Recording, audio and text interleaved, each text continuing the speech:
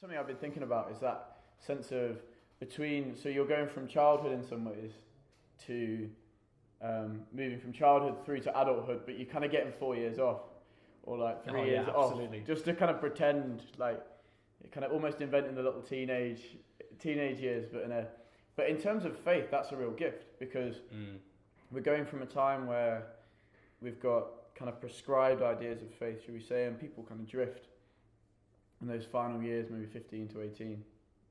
But then we kind of, and then outside the other end, people are discerning vocations and things like that on the, should we say, more like extreme end of things, or even just that idea of recreating family. So if you're not someone who feels called to like a vocational background and things like that, but actually if you're even just that re-establishing a family, a little bit like what I was saying, what am I trading for? How useful of a husband would I be if if I can't get up before?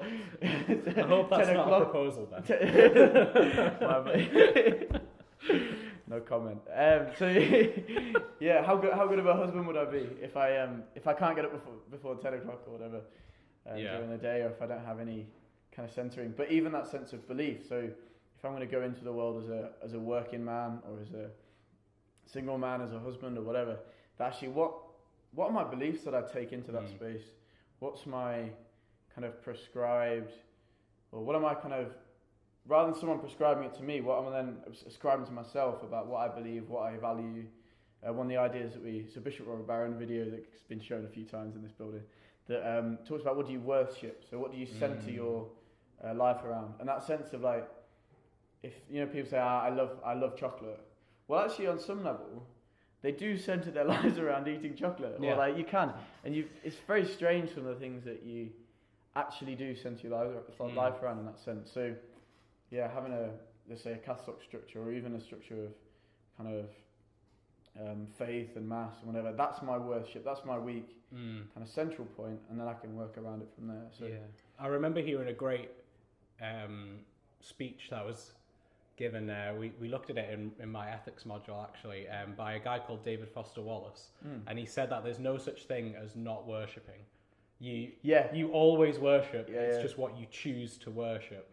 And actually, he said that, and it might be slightly controversial, but he said that the things that aren't centered around kind of the normative, like Judeo-Christian kind of worship, all of the stuff that you choose to worship outside of that will just eat you alive. So if you choose to worship chocolate, if you choose to worship football, I support Newcastle United, so worshipping football is not a great thing at the moment. We'll see if we get someone else on who supports a good football team. Yeah, I mean, we're both plagued by Steve Bruce in recent years, so that'll do it. That will do it. Yeah. But you haven't done Alec McLeish yet. That's quite something. You haven't done McLaren yet, though. That'll definitely do it. But what we choose to worship really does kind of define us as a person, and it's the way that we choose to act in our lives, the way definitely that we choose to react to certain people. If we're stuck behind somebody in the queue for a checkout, are we gonna like throw a fit and like throw our toys out of the pram and be like, or can we think like, actually they might have something going on in their life, why are they taking a little bit longer?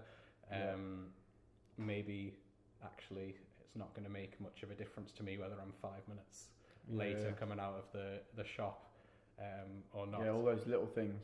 But it really does show what we decide to worship does kind of mold us into the person that we become, and I think that's what we've been trying to get at in this little bit of discussion about our structure and our choices and the culture of university, because it's not necessarily a culture that would be, I don't know, it's a culture that is, it's freedom. I'd say it's freedom to the extent of oppression.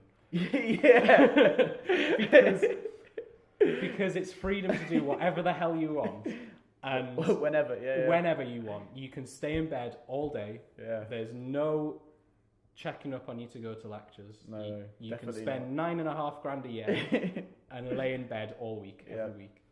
Definitely. But what is uni actually about? It's about molding you as a person and developing yourself and consolidating your beliefs.